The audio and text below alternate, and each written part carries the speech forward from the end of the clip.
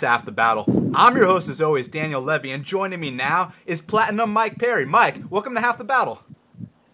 Yo, we in the building. Indeed. So, dude, I gotta know, when did you first realize you had that kind of knockout power?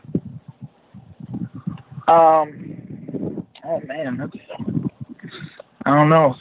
Since second grade, bro, when I decided to join to want to be in the UFC. Oh yeah, it was second grade. Was that when you knew you wanted to be a pro fighter? Yeah, that is. Since a little kid, I knew what I wanted to do. Did you watch some fights back then, or did you get into a fight? What led you to that decision? Yeah, I've seen fights on TV and stuff, and then also I did like some backyard fights as a little kid. I don't know if I started doing that in second grade per se, but I was real young when me and my friends used to throw boxing gloves on and fight in the backyard and stuff. So, dude, look, I'm from Atlanta, Georgia, and we only get a UFC once every other year. So, in order for me to go to live UFCs, I got to go to Nashville, right? So, I go to Nashville, and I was at your fight against Jake, and, I've been watching fights for years, man. I've seen thousands upon thousands of fights. That was one of the most brutal knockouts I've ever seen in my life. Now, when it happened, I'm celebrating, because, we cashed an easy bet. Thank you very much. But after that, it got kind of scary, man. It's time for Bruce Buffer to announce you the winner, and Jake's still out cold. How did you feel about that knockout? I mean, I felt, to me, bro, it's normal, to be honest with you. I've been knocking people out like this. I've been doing great things like that for my career since I started trying to fight. I've always done really crazy things that people thought were awesome. But now with the UFC, the cameras really get it out there for the world to see, and just more people are seeing what I've been doing. I've been doing this. I've been blessed with this ability and this, like you said, when did I find out that I had that knockout power? It's just something that I was born with. I'm strong as hell. I remember being a young kid doing lots of push-ups and sit-ups in my bedroom and stuff, or if I was grounded and stuff, that's what I did. I did push-ups and shit in my room all day, like I was in jail or something. That's it, man. I was just born for this. Now, dude, you're a very exciting fighter. Do you get the vibe that the bosses really appreciate and respect your fighting style? I mean, I hope so, but at the end of the day, all I'm going to do is win, and then as long as I keep winning, you can't really hate that, can you? Indeed. This is true, man. So, back to the Ellenberger fight, because everyone remembers the elbow, but I remember you dropped him prior to the elbow. Now, on that first knockdown, is that when you started to know, hey, man, this fight's mine? Yeah.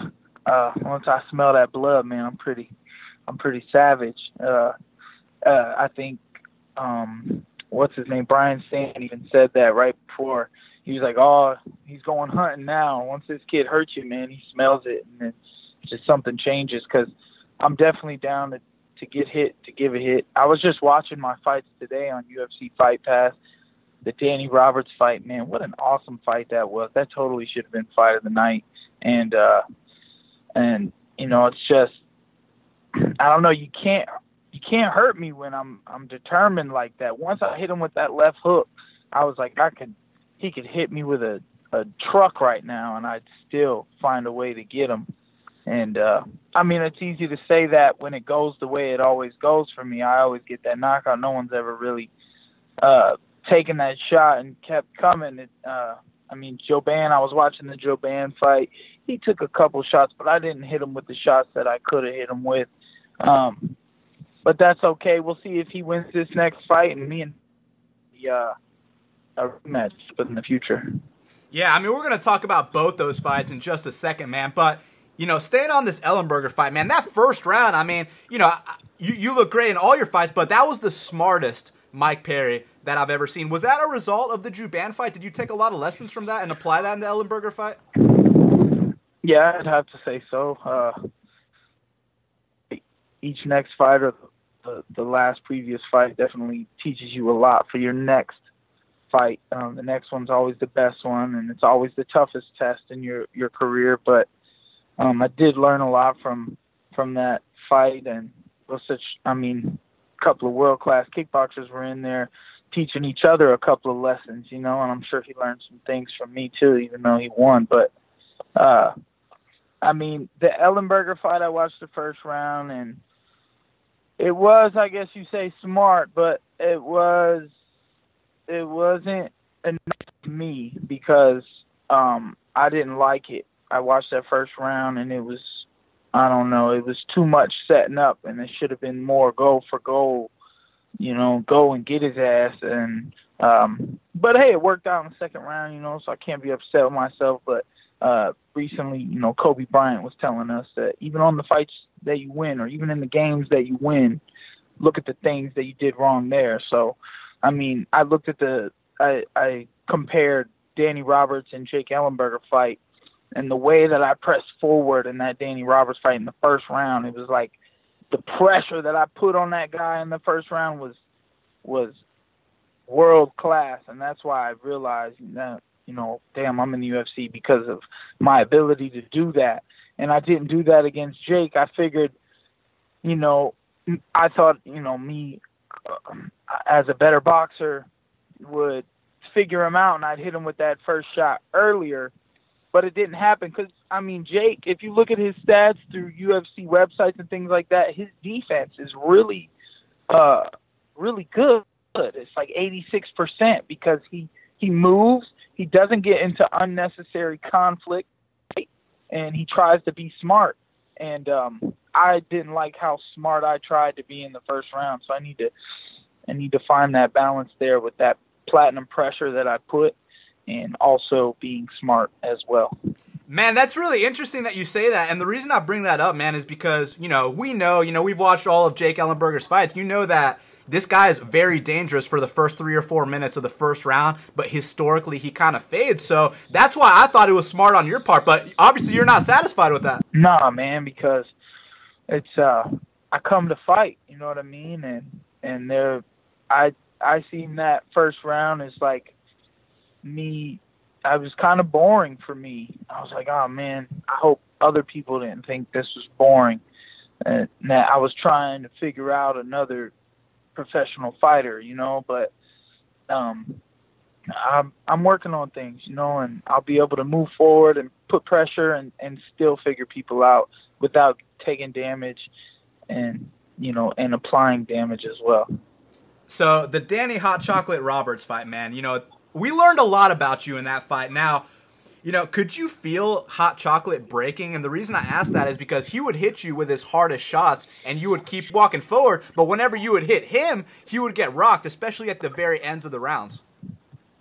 Well, I'd have to say a big thing about Danny was his game face, man. He put on a hell of a game face the whole fight.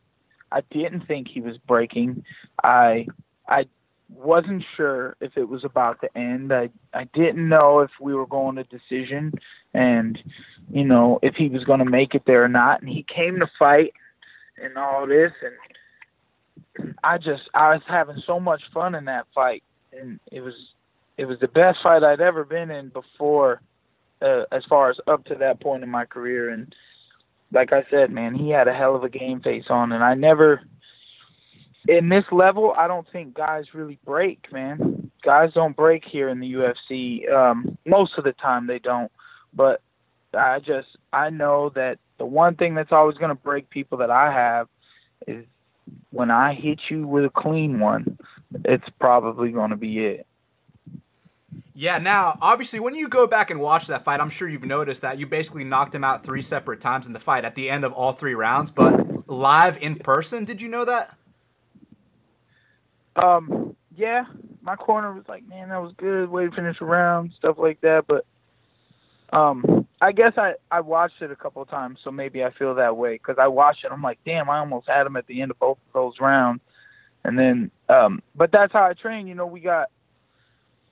I think before that fight, the way I trained was we have this boxing bell in my gym, and at 2.5 minutes, it rings. And I would do 2 rounds straight, so I'd be doing a 6-minute round on the bag. And at the end of each of those rounds, that bell goes off at 30 seconds left. And when that bell goes off, I was going harder.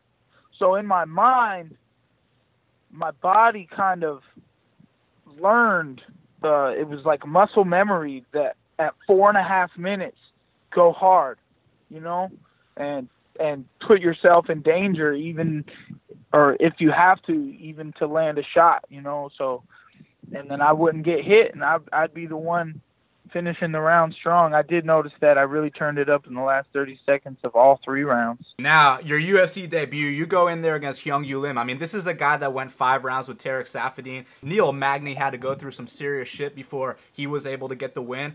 And you just went out there and starched him quick. I mean, did you expect to do that? Yeah, man. I knew that when I was going to do that. I promise. I was like, this is do or die for me. I've been waiting for this shit my whole life. I love fighting tall people. I swear, I really, really do love fighting tall people, because if I move my head to the side once or twice and I put my head in your chest, I can hit you so hard and you can't hit me at all. And, like, I don't know, man. I just knew that I was going to do that to him, and he didn't know about me at all. So it was that one was, like, given. Man, do you feel like you kind of scared him a bit at the weigh-ins? I don't know, man. That's another thing about guys in this level. Well, no, I wouldn't say that. I was going to say that I don't think guys at this level get scared, but that's not true, because the nerves before this fight and the more anticipation there is for the fight, like my fights, really, the anticipation really grows. I try to grow it. My opponents have been doing well at trying to grow it, and we try to blow ourselves up in social media and for the crowd to really get involved in the fight. A lot of trash talk and things like that. And speaking of which, Alan Jouban, I think that he was terrified that week or the day of the fight. I felt like I looked at him before the fight and he would not look at me. He would not look at me. But all week long, I said a scared fighter is a dangerous fighter, especially one that's talented and has abilities to stick and move like that. And I said it all week long. A scared fighter is a dangerous fighter, and I'm going to have my hands full. And I did, but it went to decision. And, you know, who knows? Maybe we'll headline a card, and they'll give me 2 more 5 minutes, an extra 10 minutes to get on his ass. So I don't know, man. We're working. I mean, I say this every episode of the show, man. Every fighter has to take that first loss. It doesn't matter who you are, you know, because a lot of fighters, they come back better after that first loss. I mean, look, Anderson Silva, BJ Penn, George St. Pierre, Frankie Edgar, all these legends have all had to take defeats. You got Justin Gaethje, you got Nurmagomedov, you got Floyd Mayweather. True. And then there's some other undefeated guys, too. You got Ben Askren. You got, you know, I mean, those guys, I said, as far as 2 MMA fighters, I said 2 wrestlers. Justin Gaethje is kind of all over the place, and we'll see how he does in the UFC. And because he hasn't had a UFC fight yet, but he's about to have one. But I mean, and Mayweather, you know, just stick and move. But none of those guys that I just talked about fight how I fight. So for me to take that L, it was hard because I wanted to be Floyd Mayweather, but I don't fight nothing like Floyd Mayweather. You feel me? Yeah. I wanted to be undefeated, but I'll take 10 decision losses. That's fine with me. A decision means you made it to the end of time, and I didn't do enough to beat you decisively. But when that time don't run out, that's my game. I finish people before that time runs out. I move forward. I get hit. I hit you back. The crowd loves it. I love it. It don't bother me none. And, you know, we still learning. We still growing. So I'm working on getting hit less anyways. Definitely. Now, this is a question I only ask the born fighters, because as you know, not everyone's a born fighter, but you're a born fighter. I asked this to Jason the Kid Knight. I would ask this to Chris Lytle. What would you do if you weren't a fighter, Mike? I'd be Scarface. Yeah, exactly. So, I mean, what's next for you, man? I mean, I heard you want to fight Thiago Aldo. Sounds like a great matchup to me. Oh, yeah, man. I'd love that fight for sure. I mean, grew up watching the dude. Probably did a lot of my Muay Thai techniques based off of how he does his. And I probably learned a lot from him. But, you know, a lot of guys that I grew up watching, I don't think ever jumped into this game head first like I did and really, really tried to run for it. You know what I mean? You only got so long to do this shit. And guys come in here and they try to, like, dilly-dally and take their time. But this is a race. This is a race against time. And if you're strong now, you don't know when you won't be strong. To be honest with you, listen, I never go to the doctors. And I'm in the car right now, and I'm about to go into a doctor's office because the other day I woke up so sick, and I didn't know what was going on. And it took hours and hours and hours of me being sick and feeling in pain, and these pains in my stomach. I didn't know what the hell was going on. And God really shows me stuff all the time. You know, I'm a believer in God. And what happened was we finally decided to go to the hospital. My girlfriend made me go. And there's like a coin or a piece of metal in my stomach. What? And it's going through my intestines right now, and it's painful as fuck. And, like, I never thought. But I had to go to the hospital without health insurance, and now I'm going to have to pay this damn bill. Thank God I won knockout of the night bonus.